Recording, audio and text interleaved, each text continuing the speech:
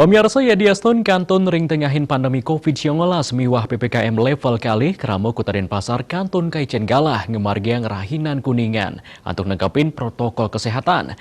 Mawinang kahanan kasus sayan tedun miwah pante vaksinasi ring Kota Denpasar sampun ageng. Wali Kota Denpasar IGN Jayanegara Mausang, ring pemargin PPKM level kali, paikatan dane Mausang nenten nguatasin pemargin kerama. Napi male nepet rainan kuningan, pindah ke gala angin ngemargiang upacara agama. Jantan nampenin kanan punike pemerintah pusat nyaga yang gala, anutin Menko Marves galai lintang. Nanging ring pemargin nyani, paikatan dane mepengabdi, mangde kerama stata anutin protokol kesehatan.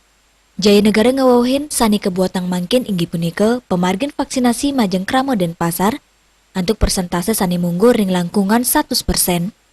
Asa punika taler pamekas majeng vaksinasi kramo werdel, dosis ka pertama sampun memargi kantos 10% miwa dosis kaping kali kantos ulung 7%. Memang tidak bisa membatasi masyarakat untuk beraktivitas, apalagi ini momen hari raya. Tentunya kami silakan, tapi tetap kita akan pantau protokol kesehatan.